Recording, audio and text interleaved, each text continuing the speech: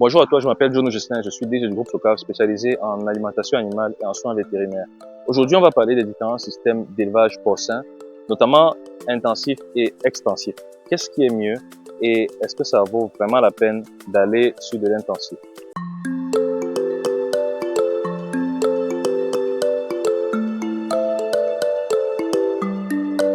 Pour répondre à cette question, on va d'abord s'intéresser aux performances. Lorsque tu as un élevage extensif, tu vas privilégier plutôt de l'espace. Donc, tu vas laisser les porcs occuper un espace plutôt grand. Ils vont pouvoir marcher, par exemple, aller sur de l'herbe. Vraiment, ils vont être à l'aise. Ça, c'est vrai. Au niveau confort, c'est très intéressant pour le porc. Il va avoir une vie assez douce, on peut le dire. Mais en même temps, il ne va pas produire les mêmes résultats qu'en intensif. En intensif, par contre, tu vas avoir des porcs qui sont dans des salles, qu'on appelle souvent des loges. Ils vont être parqués là-dedans, avec une densité beaucoup plus forte que lorsqu'ils sont à l'extérieur, bien évidemment. Et ils vont être assez nombreux, donc un peu plus serrés quand même. Même dans un élevage professionnel, ils vont être plus serrés en tout cas que dans un élevage extensif. Et à ce moment-là, les porcs vont avoir généralement une vitesse de croissance qui sera plus élevée, pour plusieurs raisons. Déjà, en extensif, tu maîtrises peu de choses. Tu ne maîtrises pas complètement l'alimentation du porc. Le porc peut aller un peu partout, là où tu lui permets de marcher. Il peut consommer pas mal de choses, de l'herbe par exemple. Il peut consommer aussi ce qu'il trouve dans la nature. Et il ne consomme pas que l'aliment que tu lui donnes. Alors qu'en élevage intensif, on peut contrôler le porc beaucoup mieux. On sait ce qu'il mange, on régule son alimentation, on sait exactement ce qu'il consomme chaque jour et ça permet d'avoir un meilleur contrôle sur lui.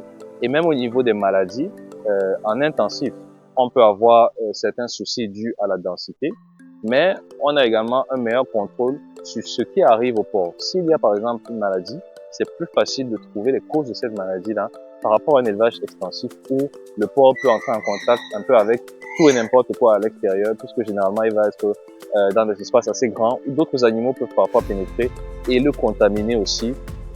Forcément, là, tu ne peux pas savoir si c'est un autre animal, comme par exemple un rongeur qui aurait été le porteur, le vecteur d'un germe qui aurait contaminé le porc. C'est difficile à savoir à ce moment-là parce que les porcs sont à l'extérieur. Alors que lorsqu'ils sont à l'intérieur, en intensif, tu peux vraiment faire tes enquêtes, tu peux avoir des données, tu peux même mettre des caméras pour savoir tout ce qui s'est passé dans ton bâtiment d'élevage.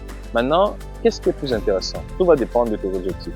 Si tu as un marché pour l'élevage extensif dans ta région, par exemple des gens qui demandent des porcs de ce type-là, tout comme en volaille aussi, il y a des personnes qui aiment les volailles, ce qu'on appelle souvent volailles du village, poules du village, donc les volailles un peu plus traditionnelles, plus rudimentaires, mais qui ont un certain attrait peut-être à cause du goût ou de la texture pour certains consommateurs qui en demandent et qui sont parfois prêts à payer cher, plus cher même pour ces volailles-là. Et pareil en porc, il y a des personnes qui veulent des spécialités porcines, qui veulent du porc nourri d'une certaine façon, qui veulent du porc élevé à l'extensif.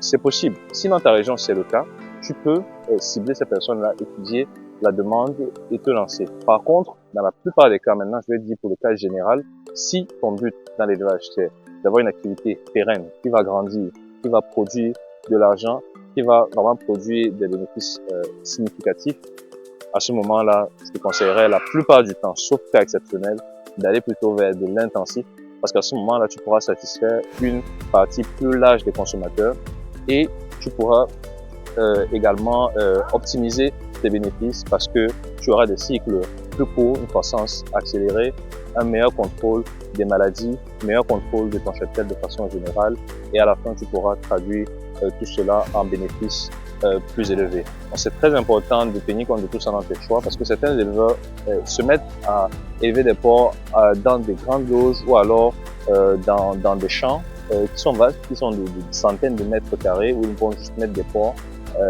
Peut-être, je donne juste un exemple, ils vont mettre des porcs, 100 porcs sur une surface de 500 mètres carrés ou de 1000 mètres carrés et ils vont juste les laisser là comme dans un pâturage. Mais finalement, ils ne savent pas ce qu'ils sont en train de faire et quelles sont les conséquences que ça peut avoir sur leur production.